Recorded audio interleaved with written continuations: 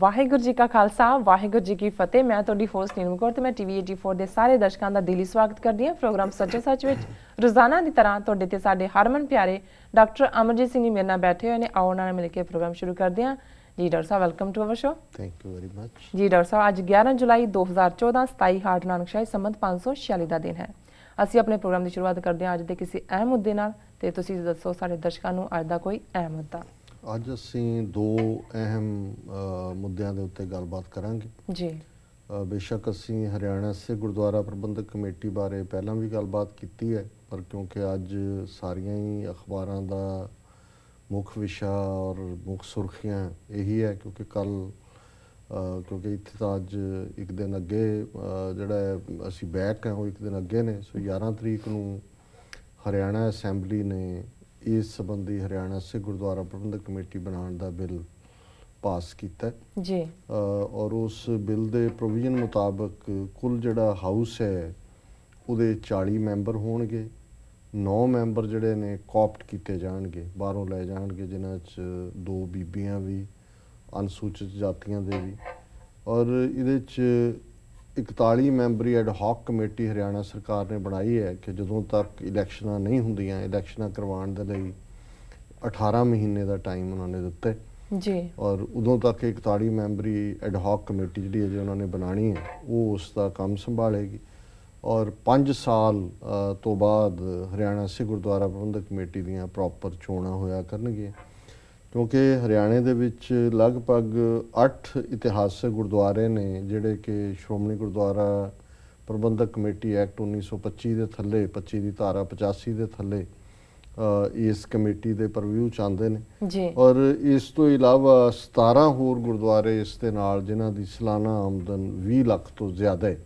ਉਹ ਇਸ ਦਾ ਹਿੱਸਾ ਬਣਨਗੇ। ਕਾਫੀ ਦਿਲਚਸਪ ਸਾਰੀ ਇਸ 'ਚੋਂ ਗੱਲ ਇਹ ਹੈ ਕਿ ਕਾਂਗਰਸ ਨੇ ਇਸ ਬਿੱਲ ਨੂੰ ਲਿਆਂਦਾ ਹੈ ਔਰ ਜਿਹੜੀ ਪਾਰਲੀਮੈਂਟਰੀ ਜਾਂ ਜਿਹਨੂੰ ਅਸੈਂਬਲੀ ਗੈਲਰੀ ਕਹਿੰਦੇ ਨੇ ਵਿਧਾਨ ਸਭਾਵਾਂ 'ਚ ਜੀ, ਉਹਦੇ 'ਚ ਪੰਜਾਬ ਕਾਂਗਰਸ ਦਾ ਪ੍ਰਧਾਨ ਬਾਜਵਾ ਵੀ ਬੈਠਾ ਸੀ। ਜਿਹੜੇ ਐਡ ਹੌਕ ਕਮੇਟੀ ਪਹਿਲਾਂ ਬਣਾਈ ਹੋਈ ਸੀ ਹਰਿਆਣੇ ਦੀ, ਦਿਦਾਰ ਸਿੰਘ ਨਲਵੀ ਔਰ ਜਗਦੀਸ਼ ਸਿੰਘ ਝਿੰਡਾ, ਜਿਨ੍ਹਾਂ 'ਚ ਜਗਦੀਸ਼ ਸਿੰਘ ਝਿੰਡਾ TV 84 ਤੇ ਵੀ ਆਏ ਨਿਊਜ਼ 'ਚ, ਉਹ ਵੀ ਗੈਲਰੀ 'ਚ ਬੈਠੇ ਸਨ। ਅਤੇ ਓਪੋਜੀਸ਼ਨ ਦੀਆਂ ਮੁੱਖ 2 ਧਿਰਾਂ ਨੇ, BJP ਹੈ ਔਰ ਲੋਕ ਦਲ ਹੈ, ਚੌਟਾਲਾ ਜਿਹਦਾ ਪਿਓ ਦੇਵੀ ਲਾਲ ਔਰ ਓਮ ਪ੍ਰਕਾਸ਼ ਚੌਟਾਲਾ, ਔਰ ਅੱਜ ਕੱਲ੍ਹ ਉਹ ਕਰਪਸ਼ਨ ਕੇਸ ਦੇ ਵਿੱਚ ਜੇਲ੍ਹ ਦੀ ਹਵਾ ਖਾ ਰਹੇ। ਸੋ ਇਹਨਾਂ ਦੋਨਾਂ ਪਾਰਟੀਆਂ ਨੇ ਵਾਕਆਊਟ ਕੀਤਾ। ਔਰ ਜਿਹੜੀ ਇਹਦੇ 'ਚ ਦਿਲਚਸਪ ਐਲੀਮੈਂਟ ਹੈ ਇਹ ਹੈ ਕਿ BJP ਨੇ ਵੀ ਕਿਹਾ ਅਤੇ ਲੋਕ ਦਲ ਨੇ ਵੀ ਕਿਹਾ ਕਿ ਕਾਂਗਰਸ ਜਿਹੜੀ ਹੈ ਇਹ ਸਿੱਖਾਂ ਨੂੰ ਡਿਵਾਈਡ ਕਰ ਰਹੀ ਔਰ ਅਸੀਂ ਇਸ ਡਿਵੀਜ਼ਨ ਦੇ ਖਿਲਾਫ ਜਿਹੜਾ ਹੈ ਉਹ ਖਲੋਤੇ। ਔਰ ਓਮ ਪ੍ਰਕਾਸ਼ ਚੌਟਾਲਾ ਨੇ ਤਾਂ ਇੱਥੋਂ ਤੱਕ ਕਿਹਾ ਕਿ ਜੇ ਅਸੈਂਬਲੀ ਚੋਣਾਂ ਤੋਂ ਬਾਅਦ, ਕਿਉਂਕਿ ਇਸ ਸਾਲ ਦੇ ਅਖੀਰ 'ਚ ਹਰਿਆਣੇ 'ਚ ਚੋਣਾਂ ਹੋਣੀਆਂ ਨੇ, ਸਾਡੀ ਸਰਕਾਰ ਬਣੀ ਤੇ ਅਸੀਂ ਇਸ ਗੁਰਦੁਆਰਾ ਐਕਟ ਨੂੰ ਜਿਹੜਾ ਹੈ ਉਹ ਖਤਮ ਕਰ ਦਿਆਂਗੇ ਹਰਿਆਣਾ ਕਮੇਟੀ ਨੂੰ ਜੀ। ਔਰ ਮੈਂ ਕੁਦਰਤੀ ਕਈ ਵਾਰੀ ਡੇਟਾਂ ਦਾ ਹੀ ਇੱਕ ਜੋੜ ਹੁੰਦਾ ਹੈ, ਕੋਇਨਸੀਡੈਂਸ ਵੀ ਹੁੰਦੀ ਹੈ ਕਿ ਹੁਣ 11 ਜੁਲਾਈ ਨੂੰ BJP ਹਰਿਆਣਾ ਅਸੈਂਬਲੀ ਦੇ ਵਿੱਚ ਖਲੋ ਕੇ ਉਹਨਾਂ ਦੇ ਨੁਮਾਇੰਦੇ ਕਹਿ ਰਹੇ ਨੇ ਕਿ ਜੀ ਸਿੱਖਾਂ ਦੀਆਂ ਬੜੀਆਂ ਕੁਰਬਾਨੀਆਂ, ਸ਼੍ਰੋਮਣੀ ਕਮੇਟੀ ਬਣਾਉਣ ਲਈ ਸਿੱਖਾਂ ਨੇ ਬਹੁਤ ਕੁਰਬਾਨੀਆਂ ਕੀਤੀਆਂ ਜੀ। ਔਰ ਇਹ ਜਿਹੜੀ ਸਿੱਖਾਂ ਨੂੰ ਡਿਵਾਈਡ, ਸਿੱਖ ਕਮਿਊਨਿਟੀ ਤਾਂ ਟੁਗੈਦਰ ਸੀ ਸ਼੍ਰੋਮਣੀ ਕਮੇਟੀ ਨਾਲ, ਹੁਣ ਡਿਵਾਈਡ ਹੋ ਰਹੀ ਹੈ। ਔਰ ਠੀਕ 11 ਜੁਲਾਈ 1984 ਨੂੰ ਪਾਰਲੀਮੈਂਟ ਦੇ ਵਿੱਚ, ਇੰਡੀਅਨ ਪਾਰਲੀਮੈਂਟ 'ਚ, ਜਦੋਂ ਇੰਦਰਾ ਗਾਂਧੀ ਨੇ ਵਾਈਟ ਪੇਪਰ ਜਿਹੜਾ ਹੈ ਉਹ ਪੇਸ਼ ਕੀਤਾ ਕਿਉਂਕਿ ਜੂਨ 84 ਦਾ ਘੱਲੂਘਾਰਾ ਹੋ ਕੇ ਵਾਪਰਿਆ ਸੀ, ਲਗਭਗ 1 ਮਹੀਨੇ ਤੋਂ ਕੁਝ ਦਿਨ ਜ਼ਿਆਦਾ ਹੋਏ ਸੀ। ਔਰ ਉਸ ਵਾਈਟ ਪੇਪਰ ਦੇ ਵਿੱਚ ਜਿਹਨੂੰ ਬੰਡਲ ਆਫ ਲਾਈਜ਼ ਸੀ, ਝੂਠ ਦਾ ਜਿਹੜਾ ਉਹ ਮਸੌਦਾ ਹੀ ਸਾਰਾ ਝੂਠ ਦੇ ਉੱਤੇ ਖੜਾ ਸੀ ਜੀ। ਔਰ ਉਸ ਵੇਲੇ ਅਟਲ ਬਿਹਾਰੀ ਵਾਜਪਾਈ ਵੀ 11 ਜੁਲਾਈ 1985 ਨੂੰ ਪਾਰਲੀਮੈਂਟ ਦੇ ਵਿੱਚ ਬੋਲ ਰਿਹਾ ਸੀ ਔਰ ਉਹ ਕਹਿ ਰਿਹਾ ਸੀ ਕਿ ਜੀ ਇੰਦਰਾ ਗਾਂਧੀ ਵਧਾਈ ਦੀ ਹੱਕਦਾਰ ਹੈ ਕਿ ਉਹਨੇ ਸਿੱਖ ਕੌਮ ਨੂੰ ਜਿਹੜਾ ਹੈ ਉਹ ਜਿਹੜੇ ਕਿ ਅੱਤਵਾਦ ਦੇ ਖਿਲਾਫ ਆਵਾਜ਼ ਨਹੀਂ ਸੀ ਚੁੱਕਦੇ, ਉਹਨਾਂ ਨੂੰ ਸਬਕ ਸਿਖਾਇਆ ਜੀ। ਔਰ ਇਹੀ ਵਾਜਪਾਈ ਹੈ ਜਿਹਨੇ ਇੰਦਰਾ ਗਾਂਧੀ ਨੂੰ ਦੁਰਗਾ ਦਾ ਅਵਤਾਰ ਵੀ ਕਿਹਾ ਸੀ। ਔਰ ਉਸ ਵੇਲੇ ਲਗਭਗ ਸ਼੍ਰੋਮਣੀ ਗੁਰਦੁਆਰਾ ਪ੍ਰਬੰਧਕ ਕਮੇਟੀ ਤੋੜਨ ਦੀ ਮੰਗ ਵੀ ਇਹਨਾਂ ਵੱਲੋਂ ਕੀਤੀ ਜਾ ਰਹੀ ਸੀ। ਔਰ ਇੰਦਰਾ ਗਾਂਧੀ ਨੇ ਲਗਭਗ ਮਨ ਬਣਾ ਲਿਆ ਸੀ ਕਿ SGPC ਡਿਜ਼ੋਲਵ ਕਰਕੇ ਕੋਈ ਬੋਰਡ ਸਰਕਾਰੀ ਕਿਸਮ ਦਾ ਬਣਾ ਦਿੱਤਾ ਜਾਏ। ਉਸ ਕੰਟੈਕਸਟ ਦੇ ਵਿੱਚ 1-2 ਬੰਦਿਆਂ ਨੂੰ, ਉਹਨਾਂ 'ਚ ਮਹਿੰਦਰ ਸਿੰਘ ਸਕੱਤਰ ਹੁੰਦਾ ਸੀ ਸ਼੍ਰੋਮਣੀ ਕਮੇਟੀ ਦਾ ਲੰਬਾ ਵਕਤ, ਹੁਣੇ ਹੀ ਸ਼ਾਇਦ ਉਹਨੇ ਚੜ੍ਹਾਈ ਕੀਤਾ 97-98 ਸਾਲ ਦੀ ਉਮਰ 'ਚ, ਉਹਨੂੰ ਸੱਦ ਕੇ ਉਹਨਾਂ ਨੇ ਆਫਰ ਵੀ ਕੀਤਾ ਔਰ ਹੋਰ ਵੀ 2-3 ਇਸ ਕਿਸਮ ਦੀਆਂ ਉਦਾਹਰਨਾਂ ਸਾਹਮਣੇ ਆਈਆਂ ਨੇ। ਸੋ ਸਿਆਸਤ ਕਿੰਨੀ ਖੁਦਗਰਜ਼ੀ ਦੇ ਉੱਤੇ ਆਧਾਰਿਤ ਚੀਜ਼ ਹੈ ਔਰ ਕਿਵੇਂ ਰੰਗ ਬਦਲਦੇ ਨੇ ਕਿ ਜਿਹੜਾ ਉਹਨਾਂ ਦਾ ਮੋਡਰੇਟ ਫੇਸ ਸੀ ਬੀਜੇਪੀ ਦਾ, ਉਹ ਦਿੱਲੀ 'ਚ ਬੈਠ ਕੇ ਉਹ ਮਤਾ ਕਰ ਰਹੇ ਸੀ ਕਿ ਜੀ ਹਮਲਾ ਜਿਹੜਾ ਇਹ ਤਾਂ 6 ਮਹੀਨੇ ਪਹਿਲਾਂ ਹੋਣਾ ਚਾਹੀਦਾ ਸੀ। ਔਰ ਇਹ ਗੱਲ ਈਵਨ ਐਲਕੇ ਅਡਵਾਨੀ ਨੇ ਵੀ ਆਪਣੀ ਕਿਤਾਬ 'ਚ ਲਿਖੀ ਹੈ। ਔਰ ਪਿੰਡਾਂ ਵਾਲਿਆਂ ਦੇ ਸ਼ਬਦ ਜਿਹੜਾ ਹੈ ਅਡਵਾਨੀ ਨੇ ਫਰੈਂਕਨਸਟਾਈਨ ਔਰ ਹੋਰ ਅਸੁਰ ਜਿਹੜਾ ਉਸ ਦੇ ਨਾਲ ਮਹਿਮਾਕਸ਼ੁਰ ਇਸ ਕਿਸਮ ਦਾ ਨਾਂ ਹੈ ਇਹਨਾਂ ਦੇ ਕਿਸੇ ਰਾਖਸ਼ਸ ਦਾ, ਉਹਦੇ ਨਾਲ ਕੰਪੇਅਰ ਕੀਤਾ ਹੋਇਆ। ਔਰ ਹੁਣ ਬੀਜੇਪੀ ਨੂੰ ਇੰਨਾ ਹੇਜ ਜਾਗਿਆ ਕਿ ਹਰਿਆਣਾ ਅਸੈਂਬਲੀ 'ਚ ਉਹਨਾਂ ਦੇ ਨੁਮਾਇੰਦੇ ਕਹਿ ਰਹੇ ਨੇ ਕਿ ਜੀ ਦੇਖੋ ਇਹ ਤਾਂ ਸਿੱਖ ਕੌਮ ਨੂੰ ਡਿਵਾਈਡ ਕਰਨ ਦੀ ਗੱਲ ਹੈ ਜੀ। ਦੂਸਰਾ ਪੱਖ ਮੈਂ ਦੇਖਦਾ ਸ਼੍ਰੋਮਣੀ ਗੁਰਦੁਆਰਾ ਪ੍ਰਬੰਧਕ ਕਮੇਟੀ ਦਾ ਕਿ ਉਧਰ 11 ਨੂੰ ਇਹ ਮਤਾ ਪਾਸ ਹੋ ਰਿਹਾ ਹੈ, ਇਧਰ ਸ਼੍ਰੋਮਣੀ ਕਮੇਟੀ ਦੀ ਐਗਜ਼ੈਕਟਿਵ ਦੀ ਮੀਟਿੰਗ ਦੇ ਵਿੱਚ ਇਹ ਫੈਸਲਾ ਹੁੰਦਾ ਹੈ ਕਿ ਜੀ ਅਸੀਂ ਹਰਿਆਣੇ ਦੇ ਗੁਰਦੁਆਰਿਆਂ ਦੀ ਸਬ ਕਮੇਟੀ ਬਣਾ ਰਹੇ, ਜਿਹਦੇ ਜਿਹੜੇ 11 ਮੈਂਬਰ ਹਰਿਆਣੇ 'ਚੋਂ ਚੁਣੇ ਜਾਂਦੇ ਨੇ ਸ਼੍ਰੋਮਣੀ ਕਮੇਟੀ ਦੇ ਲਈ ਉਹ ਹੋਣਗੇ। ਉਹਨਾਂ ਦਾ ਵਾਈਸ ਪ੍ਰੈਜ਼ੀਡੈਂਟ ਹੋਏਗਾ, ਇੱਕ ਦਫ਼ਤਰ ਕੁਰੂਕਸ਼ੇਤਰ ਹੋਏਗਾ, ਆਮਦਨ ਹਰਿਆਣੇ ਦੇ ਗੁਰਦੁਆਰਿਆਂ ਦੀ ਉੱਥੇ ਰਹੇਗੀ, ਲੋਕਲ ਸਾਰਾ ਚਾਰਜ ਉਹਨਾਂ ਦੇ ਕੋਲ ਹੋਏਗਾ। ਹੁਣ ਜਿਹੜੀ ਗੱਲ 12-13 ਸਾਲ ਬਾਅਦ ਜਦੋਂ ਦੀ ਹਰਿਆਣਾ ਕਮੇਟੀ ਦੀ ਮੰਗ ਸਿੱਖਾਂ ਵੱਲੋਂ ਕੀਤੀ ਜਾ ਰਹੀ ਹੈ, ਇਹ ਗੱਲ ਪਹਿਲਾਂ ਕੀਤੀ ਹੁੰਦੀ ਜੀ, ਇਹੀ ਗੱਲ ਹਰਿਆਣੇ ਦੇ ਸਿੱਖਾਂ ਨੇ ਔਰ ਝਿੰਡੇ ਨੇ ਵੀ ਇਸ ਪ੍ਰੋਗਰਾਮ ਦੇ ਵਿੱਚ ਵੀ ਇਹ ਕਿਹਾ TV 84 ਨਿਊਜ਼ ਤੇ ਕਿ ਜੀ ਅਸੀਂ ਨਾ ਅਕਾਲ ਤਖਤ ਤੋਂ ਬਾਗੀ ਹਾਂ, ਨਾ ਅਸੀਂ ਸ਼੍ਰੋਮਣੀ ਕਮੇਟੀ ਕੋਈ ਤੋੜਨ ਦੇ ਹੱਕ 'ਚ ਸੀ, ਵੀ ਅਸੀਂ ਤਾਂ ਸਬ ਕਮੇਟੀ ਬਣਾਉਣ ਦੇ ਲਈ ਰਾਜ਼ੀ ਹੁੰਦੇ ਰਹੇ। ਸੁਖਬੀਰ ਬਾਦਲ ਨਾਲ ਵੀ ਮੁਲਾਕਾਤ ਹੋਈ, ਦੂਜਿਆਂ ਨਾਲ ਵੀ ਹੋਈ, ਪਰ ਪ੍ਰਕਾਸ਼ ਸਿੰਘ ਬਾਦਲ ਉਹਨੂੰ ਵੀਟੋ ਕਰ ਦਿੰਦਾ ਰਿਹਾ ਜੀ। ਹੁਣ ਜਿਹੜਾ ਫੈਸਲਾ ਜਦੋਂ ਕਮੇਟੀ ਬਣ ਰਹੀ ਆ ਤੁਸੀਂ ਕਰ ਰਹੇ ਹੋ ਕਿ ਜੇ ਹਰਿਆਣੇ ਦੇ ਗੁਰਦੁਆਰਿਆਂ ਦੀ ਅਸੀਂ ਕਮੇਟੀ ਬਣਾ ਰਹੇ ਹਾਂ, ਇਹੀ ਗੱਲ ਜੇ ਇਹਨਾਂ 10-12 ਸਾਲਾਂ 'ਚ ਰੀਜ਼ਨੇਬਲੀ ਹਰਿਆਣੇ ਦੇ ਸਿੱਖਾਂ ਨੂੰ ਲੱਗਦਾ ਹੈ ਕਿ ਉਹਨਾਂ ਦੀ ਮੈਨੇਜਮੈਂਟ ਦੇ ਵਿੱਚ ਉਹਨਾਂ ਦਾ ਕੰਟਰੋਲ ਹੈ, ਇਹ ਨਹੀਂ ਹੈ ਵੀ ਉੱਥੋਂ ਦੇ ਪੈਸੇ ਇਕੱਠੇ ਕਰਕੇ ਆ ਗਏ ਤੇ ਇਹ ਇੱਥੇ ਸੁਖਬੀਰ ਬਾਦਲ ਨੇ ਆਪਣੇ ਕਰੋਨੀ ਜਿਹੜੇ ਨੇ ਉਹਨਾਂ ਨੂੰ ਰਜਾਣਾ ਸ਼ੁਰੂ ਕੀਤਾ ਹੋਇਆ। ਸੋ ਕੁੱਲ ਮਿਲਾ ਕੇ ਅਸੀਂ ਸਮਝਦੇ ਹਾਂ ਵੀ ਇਹ ਜਿਹੜਾ ਇਹਦਾ ਮਸੌਦਾ ਹੈ ਹਰਿਆਣਾ ਗੁਰਦੁਆਰਾ ਸਿੱਖ ਗੁਰਦੁਆਰਾ ਪ੍ਰਬੰਧਕ ਕਮੇਟੀ ਦੇ ਬਿੱਲ ਦਾ, ਉਹਦੇ 'ਚ ਦੋ ਗੱਲਾਂ ਕਾਫੀ ਐਪਰੀਸ਼ੀਏਬਲ ਨੇ। ਬਾਕੀ ਸਾਡੀ ਭਾਵਨਾ ਤਾਂ ਪਤਾ ਹੈ ਕਿ ਅਸੀਂ ਸ਼੍ਰੋਮਣੀ ਗੁਰਦੁਆਰਾ ਪ੍ਰਬੰਧਕ ਕਮੇਟੀ ਨੂੰ ਕੋਈ ਕਮਜ਼ੋਰ ਕਰਨ ਦੇ ਹੱਕ 'ਚ ਨਹੀਂ ਸੀ, ਪਰ ਜਦੋਂ ਇਹਨਾਂ ਨੇ ਹੀ ਮੌਕੇ ਗਵਾਏ ਨੇ ਔਰ ਹੁਣ ਗੱਲ ਇਹ ਸਿਆਸੀ ਬਣ ਗਈ ਹੈ, ਕਾਂਗਰਸ ਔਰ ਬੀਜੇਪੀ ਦੀ ਸਿਆਸੀ ਲੜਾਈ ਹੈ। ਪਰ ਇੱਕ ਗੱਲ ਇਸ ਬਿੱਲ ਦੀ ਚੰਗੀ ਹੈ, ਉਹਦੇ 'ਚ ਹੋ ਸਕਦਾ ਹੈ ਜਿਹੜਾ ਉਹਨਾਂ ਨੇ ਦਿੱਲੀ ਗੁਰਦੁਆਰਾ ਪ੍ਰਬੰਧਕ ਕਮੇਟੀ ਐਕਟ ਨੂੰ ਲਿਆ ਹੋਏ ਕਿ ਇਹਦੇ 'ਚ ਇਹਨਾਂ ਨੇ ਕੋਈ ਐਂਬੀਗੂਟੀ ਨਹੀਂ ਰੱਖੀ ਹੈ ਕਿ ਵੋਟਰ ਕੌਣ ਬਣ ਸਕਦਾ ਜੀ। ਉਹਦੇ 'ਚ 18 ਸਾਲ ਦੀ ਉਮਰ ਹੈ, ਉਹ ਜ਼ਾਹਰ ਹੈ ਵੀ ਭਾਰਤ 'ਚ ਵੀ ਵੋਟਰ ਦੀ ਉਮਰ 18 ਸਾਲ ਹੈ, ਪਰ ਕੋਈ ਸਹਿਜਧਾਰੀ, ਕੋਈ ਸਿਰ ਕੱਟਿਆ, ਕੋਈ ਹੋਰ ਇੱਦਾਂ ਦੀ ਕੋਈ ਉਹਦੇ 'ਚ ਬੜਾ ਜ਼ਾਹਰ ਹੈ, ਸਪਸ਼ਟ ਹੈ ਕਿ ਸਿੱਖੀ ਸਰੂਪ ਵਾਲਾ ਹੀ ਵੋਟਰ ਬਣ ਸਕਦਾ। ਕਿਉਂਕਿ ਇੱਕ ਪਾਸੇ ਖੇਡ RSS ਏਜੰਸੀਆਂ ਆਪਣੇ ਤੌਰ ਤੇ ਖੇਡ ਰਹੀਆਂ, ਇੱਕ ਉੱਥੇ ਇੱਕ RMP ਡਾਕਟਰ ਜਿਹੜਾ ਬਣਿਆ ਹੋਇਆ ਪਰਮਜੀਤ ਸਿੰਘ ਰਾਣੂ ਆਪਣੇ ਆਪ ਨੂੰ ਲਿਖਦਾ, ਸਿਰ ਤੇ ਵਾਲ ਨਹੀਂ ਹੈਗੇ, ਦਾੜੀ ਮੁੰਨੀ ਹੋਈ, ਕਹਿੰਦਾ ਸਹਿਜਧਾਰੀ, ਜਾਂਦਾ ਪੱਗ ਬੰਨ੍ਹ ਕੇ, ਔਰ ਉਹਨੇ ਇੱਕ TV ਸ਼ੋਅ ਦੇ ਵਿੱਚ ਕਿਹਾ ਵੀ ਸੀ ਜੀ ਕਿ ਹਾਂ ਮੈਂ RSS BJP ਦਾ ਵਰਕ ਕਰ ਰਿਹਾ। ਹੁਣ ਉਹਨੇ ਸਾਰੀ ਸ਼੍ਰੋਮਣੀ ਕਮੇਟੀ ਨੂੰ ਜਿਹੜਾ ਉਹ ਟੈਂਟਰ ਹੁੱਕ ਤੇ ਖੜਾ ਕੀਤਾ ਹੋਇਆ, ਸਹਿਜਧਾਰੀ ਸਿੱਖ ਫੈਡਰੇਸ਼ਨ ਉਹਨੇ ਬਣਾਈ ਹੋਈ ਹੈ ਔਰ ਉਹਦੇ ਥੱਲੇ ਉਹਨੇ ਸੁਪਰੀਮ ਕੋਰਟ 'ਚ ਵੀ ਰਿਟ ਕੀਤੀ ਜਾ ਕੇ। ਇਹੀ ਕਾਰਨ ਹੈ ਕਿ 3 ਸਾਲ ਬੀਤਣ ਬਾਅਦ ਵੀ ਜਿਹੜੇ ਸ਼੍ਰੋਮਣੀ ਕਮੇਟੀ ਦੇ ਮੈਂਬਰ ਬਣੇ ਨੇ ਉਹ ਅਜੇ ਤੱਕ ਉਹਨਾਂ ਨੇ ਓਥ ਨਹੀਂ ਲਈ ਔਰ ਜਨਰਲ ਹਾਊਸ ਨਹੀਂ ਹੋਇਆ ਸ਼੍ਰੋਮਣੀ ਕਮੇਟੀ ਦਾ। ਉਹਨਾਂ ਦੀ ਵਰਕਿੰਗ ਕਮੇਟੀ ਦੇ 11 ਮੈਂਬਰ ਹੀ ਡਿਸਾਈਡ ਕਰ ਰਹੇ ਨੇ। ਹੁਣ ਇਹੀ ਰਾਣੂ ਜਿਹੜਾ RSS ਦਾ ਏਜੰਟ ਹੈ, ਜਿਹਨੇ ਕਿ ਸ਼੍ਰੋਮਣੀ ਕਮੇਟੀ ਐਕਟ ਨੂੰ ਹੀ ਚੈਲੰਜ ਕੀਤਾ ਹੋਇਆ ਇਸ ਮੁੱਦੇ ਤੇ, ਇਹ ਅੱਜ ਤੋਂ ਹਫ਼ਤਾ ਪਹਿਲਾਂ ਜਾ ਕੇ ਹਰਿਆਣੇ ਦੇ ਚੀਫ ਮਿਨਿਸਟਰ ਨੂੰ ਵੀ ਮਿਲਿਆ, ਕੱਲ੍ਹ ਵੀ ਮੀਡੀਆ 2-4 ਪੱਗਾਂ ਵਾਲੇ ਵੀ ਨਾਲ ਖੜੇ ਕੀਤੇ ਹੋਏ ਸੀਗੇ, ਗਵਰਨਰ ਨੂੰ ਵੀ ਮਿਲਿਆ ਕਿ ਜੀ ਜਿਹੜੇ ਹਰਿਆਣੇ 'ਚ ਗੁਰਦੁਆਰਾ ਐਕਟ ਬਣਨਾ, ਗੁਰਦੁਆਰਾ ਕਮੇਟੀ ਬਣਨੀ ਹੈ, ਉਹਦੇ 'ਚ ਸਹਿਜਧਾਰੀਆਂ ਨੂੰ ਵੀ ਵੋਟ ਦਾ ਹੱਕ ਮਿਲਣਾ ਚਾਹੀਦਾ। ਸੋ ਸ਼ਰਾਰਤ RSS ਦੀ ਇਹ ਸੀ ਕਿ ਵੀ ਇੱਧਰ ਵੀ ਕੁਛ ਨਾ ਕੁਛ ਜੇ ਹੁਣ ਇੱਕ ਪਾਸੇ ਤੋਂ ਤੋੜਿਆ ਜੀ। ਔਰ ਇਸ ਤਰ੍ਹਾਂ ਲੱਗਦਾ ਜਿਹੜੇ ਅੱਜ ਕੱਲ੍ਹ ਬਾਦਲਾਂ ਦੇ ਚਿਹਰੇ ਉਤਰੇ ਹੋਏ ਨੇ ਵੀ ਇਹਨਾਂ ਨੇ ਦਿੱਲੀ ਜਾ ਕੇ ਚੀਖ ਪੁਕਾਰ ਤਾਂ ਕੀਤੀ ਮੋਦੀ ਦੇ ਕੋਲ ਕਿ ਜੀ ਹਰਿਆਣੇ ਨੇ ਬਣਾ ਦੇਣਾ ਤੇ ਤੁਸੀਂ ਇਹਦੇ 'ਚ ਦਖਲਅੰਦਾਜ਼ੀ ਕਰੋ। ਸੋ ਮੈਨੂੰ ਲੱਗਦਾ ਹੈ ਵੀ ਕਿਉਂਕਿ ਉਹਨਾਂ ਦੀ ਤਾਂ ਇਹ ਨੀਤੀ 'ਚ ਫਿੱਟ ਪੈਂਦਾ RSS ਦੀ, ਬਾਹਰੋਂ ਕਹੀ ਜਾਣ ਕਿ ਜੀ ਅਸੀਂ ਸਿੱਖ ਕੌਮ ਨੂੰ ਡਿਵਾਈਡ, ਉਹ ਤਾਂ ਡਿਵਾਈਡ ਕਰਨ ਦੇ ਉੱਤੇ ਹੀ ਨੇ।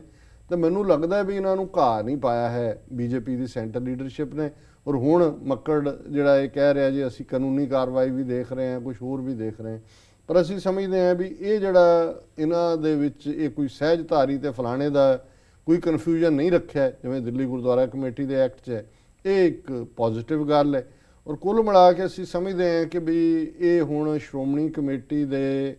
ਕਿਉਂਕਿ ਅਲਟੀਮੇਟਲੀ ਤਾਂ ਬਾਦਲਾਂ ਦਾ ਹੀ ਹੈ, ਪਿਓ ਪੁੱਤਰ ਨੇ ਜੋ ਕਹਿਣਾ ਉਹ ਉਹਨਾਂ ਦੀ ਘਟੀਆ ਸਿਆਸੀ ਖੇਡ ਹੈ। ਇਹ ਹਿੱਤ 'ਚ ਹੋਏਗਾ ਬਜਾਏ ਕਿ ਇਸ ਨੂੰ ਇੱਕ ਲੰਬੀ ਕਾਨੂੰਨੀ ਲੜਾਈ 'ਚ ਖਿੱਚਿਆ ਜਾਏ ਜਾਂ ਕੋਈ ਹੋਰ ਕਿਸਮ ਦੇ ਝਗੜਿਆਂ ਵੱਲ ਤੋਰਿਆ ਜਾਏ। ਮੇਰਾ ਖਿਆਲ ਹੈ ਕਿ ਜਿਵੇਂ ਜੇ ਕਿਤੇ ਛੋਟਾ ਭਰਾ ਜ਼ਿੱਦ ਕੇ ਹੱਠ ਕਰਕੇ ਆਪਣੀ ਆਈ ਤੇ ਉੱਤੇ ਆ ਜਾਂਦਾ ਹੈ ਤੇ ਕੋਈ ਕਾਰਵਾਈ ਵੀ ਕਰਦਾ, ਫਿਰ ਇਹ ਵੱਡੇ ਭਰਾ ਦਾ ਨੇ ਦੇਖਣਾ ਹੁੰਦਾ ਕਿ ਭਾਈ ਚਲੋ ਕੁਛ ਵੀ ਹੈ ਤਾਂ ਆਪਣਾ ਭਰਾ ਹੈ, ਤਾਂ ਉਹਨੂੰ ਕਿਸੇ ਨਾ ਕਿਸੇ ਤਰੀਕੇ ਨਾਲ ਤੁਸੀਂ ਜਿਹੜਾ ਉਹ ਐਡਜਸਟ ਕਰਦੇ ਹੋ ਜਾਂ ਉਸ ਸਥਿਤੀ ਦੇ ਨਾਲ ਗ੍ਰੇਸਫੁਲੀ ਨਿਪਟਦੇ ਹੋ ਜੀ। ਸੋ ਮੈਂ ਸਮਝਦਾ ਹਾਂ ਵੀ ਇਹ ਫੇਲਿਅਰ ਹੈ ਐਸਜੀਪੀਸੀ ਬਾਦਲਕਿਆਂ ਦੀ, ਅਕਾਲੀਆਂ ਦੀ, ਕਿ ਹਰਿਆਣੇ ਦੇ ਸਿੱਖ ਨਿਕਲੇ ਨੇ ਉਸ ਸਾਂਝ ਚੋਂ। ਪਰ ਇਹਦੇ ਬਾਵਜੂਦ ਅਜੇ ਵੀ ਜੇ ਇਹ ਸਿਆਣਪ ਦੇ ਨਾਲ ਕੰਮ ਰਹਿਣਗੇ ਬਜਾਏ ਕਿ ਇਹਨੂੰ ਕਾਨੂੰਨੀ ਲੜਾਈ ਬਣਾ ਦੇਣ, ਉੱਥੇ ਜਾ ਕੇ ਜਿਵੇਂ ਪ੍ਰੋਟੈਸਟ ਕਰਨ ਦੀ ਲਾਈਨ ਰੱਖੀ ਹੋਈ ਹੈ, ਇਹ ਫਿਰ ਉਹਨਾਂ ਏਜੰਸੀਆਂ ਦੀ ਖੇਡ ਖੇਡਣ ਵਾਲੀ ਗੱਲ ਹੀ ਹੈ, ਜਿਸ ਬਾਰੇ ਸਾਰੇ ਹੀ ਜਦੋਂ ਅਸੀਂ ਕਹਿੰਦੇ ਹਾਂ ਜੀ ਏਜੰਸੀਆਂ ਕਰ ਰਹੀਆਂ ਨੇ, ਹੁਣ ਇਵੇਂ ਹੀ ਸਮਝ ਆ ਰਿਹਾ ਕਿ ਵੀ ਇਹ ਕੀ ਹੋਇਆ ਤੇ ਅੱਗੋਂ ਕੀ ਹੋਏਗਾ। ਜਿੰਨਾ ਕਿ ਡੈਮੇਜ ਹੋ ਗਿਆ ਉਹ ਹੋ ਗਿਆ, ਹੁਣ ਇਹਨੂੰ ਡੈਮੇਜ ਨੂੰ ਰੋਕਿਆ ਜਾ ਸਕਦਾ ਹੈ। ਘੱਟੋ ਘੱਟ ਅਕਾਲ ਤਖਤ ਸਾਹਿਬ ਤਾਂ ਸਾਡਾ ਇੱਕ ਸੁਪਰੀਮ ਸੈਂਕਟਮ ਸੈਂਕਟੋਰਮ ਹੈ, ਜਿਹਦੇ ਥੱਲੇ ਅਸੀਂ ਸਾਡੀ ਸੀਟ ਆਫ ਟੈਂਪੋਰਲ ਅਥਾਰਟੀ ਹੈ, ਜਿਹਦੇ ਥੱਲੇ ਸਾਰਾ ਪੰਥ ਇਕੱਠਾ ਹੈ। ਸੋ ਮੇਰਾ ਖਿਆਲ ਹੈ ਵੀ ਅਕਾਲ ਤਖਤ ਸਾਹਿਬ ਦੀ ਸਟਰੈਂਥਨਿੰਗ ਵੱਲ, ਉਹਨਾਂ ਦੇ ਨਾਲ ਜੁੜਿਆ ਸੈਕਟਰੀਏਟ ਔਰ ਉਹਨੂੰ ਸ਼੍ਰੋਮਣੀ ਕਮੇਟੀ ਦੇ ਕੰਟਰੋਲ ਚੋਂ ਕੱਢਣ ਦੀ ਲਾਈਨ ਜਿਹੜੀ ਹੈ ਉਸ ਵੱਲ ਜ਼ਿਆਦਾ ਤਵੱਜੋ ਜਾਂ ਧਿਆਨ ਦੇਣਾ ਚਾਹੀਦਾ ਜੀ। ਦੂਸਰੀ ਖਬਰ, ਜਦੋਂ ਦਾ ਇਹ ਆਲਮੋਸਟ ਸਵਾ ਕੁ ਮਹੀਨਾ, ਡੇਢ ਮਹੀਨਾ ਹੁਣ ਹੋਇਆ, 6 ਹਫ਼ਤੇ ਮੋਦੀ ਨੂੰ ਬਣਿਆ, ਕਿਵੇਂ ਚੰਮ ਦੀਆਂ ਚਲਾ ਰਹੇ ਨੇ, ਕਿਵੇਂ ਬਜਟ ਦੇ ਹਵਾਲੇ ਨਾਲ ਵੀ ਅਸੀਂ ਗੱਲ ਕੀਤੀ ਸੀ ਕਿ ਵੀ ਉਹਨਾਂ ਨੇ ਨਾਂ ਬਦਲ ਕੇ ਆਪਣੇ ਸਾਰੇ ਹੀਰੋ ਅੱਗੇ ਖੜੇ ਕਰ ਦਿੱਤੇ ਨੇ,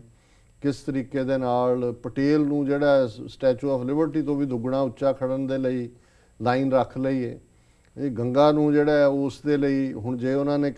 ਜੰਮੂ ਕਸ਼ਮੀਰ ਦੇ ਲਈ 500 ਕਰੋੜ ਰੁਪਈਆ ਰੱਖਿਆ, ਉਹ ਸਟੇਟ ਲਈ ਨਹੀਂ ਹੈ, ਉਹ ਕਸ਼ਮੀਰੀ ਪੰਡਤਾਂ ਦੇ ਮੁੜ ਵਸੇਵੇ ਲਈ ਹੈ ਕਿ ਜੀ ਕਸ਼ਮੀਰੀ ਪੰਡਤਾਂ ਨੂੰ 500 ਕਰੋੜ ਦੇਣਾ ਜੀ। ਔਰ ਇਹ ਜਿਹੜੇ ਸਾਰੇ ਬੜੇ ਚਾਂਬਲੇ ਸੀ ਜੀ ਪੰਜਾਬ 'ਚ, ਇਹ ਹੋ ਜਾਏਗਾ ਉਹ ਹੋ ਜਾਏਗਾ। ਹੁਣ ਅੱਜ ਦੇ ਹਰਸਿਮਰਤ ਦੇ ਫੇਸਬੁੱਕ ਤੇ ਸੀ ਕਿ ਜੀ ਜੋ ਮੋਦੀ ਸਰਕਾਰ ਦੇ ਬਜਟ ਨੇ ਦਿੱਤਾ ਹੈ ਉਹ ਪਿਛਲੇ 10 ਸਾਲ ਦੀ ਕਾਂਗਰਸ ਸਰਕਾਰ ਦੇ ਵੇਲੇ ਕਿਸੇ ਨੇ ਨਹੀਂ ਸੀ ਦਿੱਤਾ, ਕੁਛ ਵੀ ਨਹੀਂ ਦਿੱਤਾ ਹੈ। ਅੰਮ੍ਰਿਤਸਰ ਦੇ ਹਵਾਲੇ ਨਾਲ ਕਿ ਜੀ ਉਹਨੂੰ ਹੈਰੀਟੇਜ ਸਿਟੀ, ਉਹ ਹੈਰੀਟੇਜ ਉਹਨਾਂ ਨੇ ਮਥੁਰਾ, ਬਿੰਦਰਾਬਨ, ਕੁਰੂਕਸ਼ੇਤਰ, ਇੰਨੀਆਂ 4 ਹੋਰ ਮਿਲਾ ਕੇ ਅਜਮੇਰ ਸ਼ਰੀਫ ਨਾਲ ਹੀ ਅੰਮ੍ਰਿਤਸਰ ਵੀ ਨਾਲ ਲਾ ਦਿੱਤਾ। 200 ਕਰੋੜ ਰੁਪਈਆ ਨਹੀਂ ਹੈ ਉਹਦੇ ਲਈ। ਸੋ ਕੁੱਲ ਮਿਲਾ ਕੇ ਇੱਕ ਪਾਸਾ ਤਾਂ ਇਹ ਚੱਲ ਰਿਹਾ ਕਿ ਹਿੰਦੂਤਵਾ ਦਾ ਏਜੰਡਾ ਪੂਰੀ ਤਰ੍ਹਾਂ ਪ੍ਰਮੋਟ ਹੈ, ਪਰ ਜੁਡੀਸ਼ਰੀ ਨੂੰ ਕਿਵੇਂ ਹਿਲਾ ਦਿੱਤਾ ਹੈ ਉਹਨਾਂ ਨੇ, ਇਹ ਵੀ ਅਸੀਂ ਗੱਲ ਕੀਤੀ ਸੀ ਕਿ ਕਿਵੇਂ ਗੋਪਾਲ ਸੁਬਰਾਮਨੀਅਮ, ਜਿਸ ਨੂੰ ਸੁਪਰੀਮ ਕੋਰਟ ਦੇ ਜੱਜਾਂ ਦੇ ਕੋਲੀਜੀਅਮ ਨੇ ਸੁਪਰੀਮ ਕੋਰਟ ਦੇ ਜੱਜ ਦੇ ਤੌਰ ਤੇ 4 ਨਾਵਾਂ ਦੀ ਨੋਮੀਨੇਸ਼ਨ ਕੀਤੀ ਸੀ, ਉਹਦੇ 'ਚ ਕੋ ਵੀ ਸੀ, ਤੇ ਉਹ ਉਹਨਾਂ ਨੇ ਰੋਕ ਦਿੱਤਾ। ਉਹਨਾਂ ਨੇ ਕਿਹਾ ਜੀ ਕਿ ਅਮਿਤ ਸ਼ਾਹ ਦੇ ਕੇਸ ਦੇ ਵਿੱਚ ਇਹ ਸੁਬਰਾਮਨੀਅਮ ਨੇ ਤਾਂ ਜਾ ਕੇ ਐਮਿਕਸ ਕਿਊਰੀ ਦਾ ਰੋਲ ਅਦਾ ਕੀਤਾ ਸੀ ਗੁਜਰਾਤ ਦੇ ਵਿੱਚ,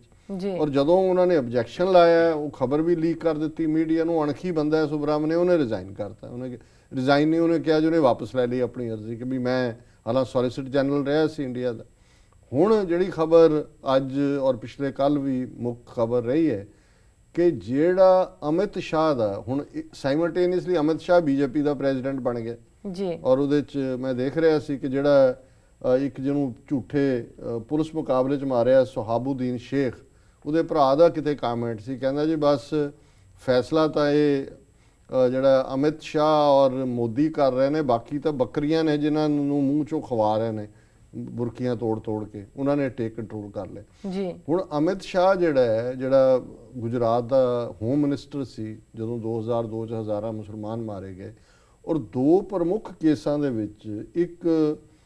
ਸੁਹਾਬੂਦੀਨ ਸ਼ੇਖ ਦਾ, ਇੱਕ ਤੁਲਸੀ ਰਾਮ ਪ੍ਰਜਾਪਤੀ ਦਾ, ਇਹਨਾਂ ਦੋਨਾਂ ਕੇਸਾਂ ਦੇ ਵਿੱਚ ਅਮਿਤ ਸ਼ਾਹ ਦੇ ਉੱਤੇ ਕੰਸਪੀਰੇਸੀ ਐਂਡ ਮਰਡਰ ਦੇ ਚਾਰਜ ਨੇ।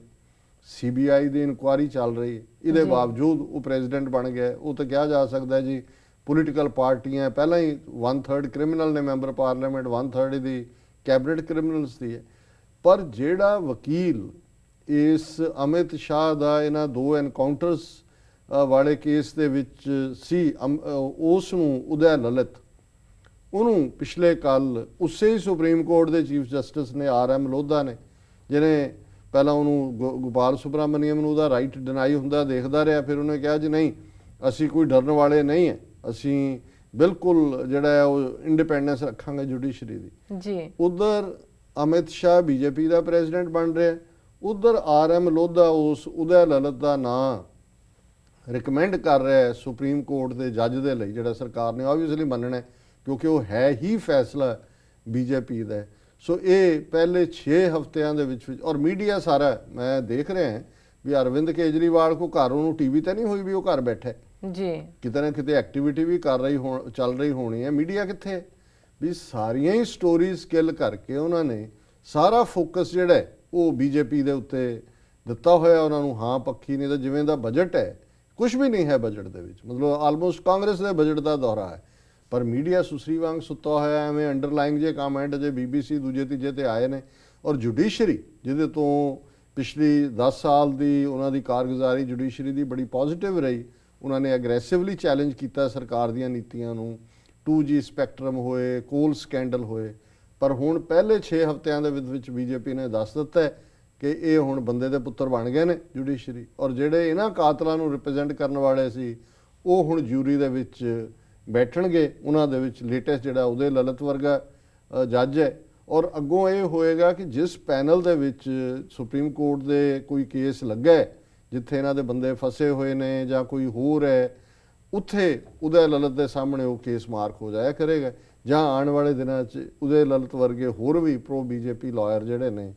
ਉਹ ਸੁਪਰੀਮ ਕੋਰਟ, ਹਾਈ ਕੋਰਟ ਔਰ ਸੈਸ਼ਨ ਕੋਰਟਸ ਤੱਕ ਵੀ ਕੀਤੇ ਜਾਣਗੇ। ਸੋ ਇਹ ਹੈ ਜਿਹੜਾ ਮੋਦੀ ਆਇਆ ਔਰ ਅੱਛੇ ਦਿਨ ਆਏਗੇ, ਇਹ ਹੁਣ ਜਿਹੜੀ ਹੈ ਜੁਡੀਸ਼ਰੀ ਦੇ ਵੀ ਅੱਛੇ ਦਿਨ ਆ ਗਏ। ਜੀ ਡਾਕਟਰ ਸਾਹਿਬ ਤੁਹਾਡਾ ਬਹੁਤ ਬਹੁਤ ਸ਼ੁਕਰੀਆ, ਤੁਸੀਂ ਅੱਜ ਦਾ ਅਹਿਮ ਮੁੱਦਾ ਸਾਡੇ ਦਰਸ਼ਕਾਂ ਨਾਲ ਸਾਂਝਾ ਕੀਤਾ। ਇਸ ਦੇ ਨਾਲ ਲੈਣੇ ਬ੍ਰੇਕ। ਵਿਊਅਰਸ ਤੁਸੀਂ ਸਾਡੇ ਨਾਲ ਇਸ ਤਰ੍ਹਾਂ ਜੁੜੇ ਰਹੋ, ਮਿਲਦੇ ਹਾਂ ਕਮਰਸ਼ੀਅਲ ਬ੍ਰੇਕ ਤੋਂ ਬਾਅਦ।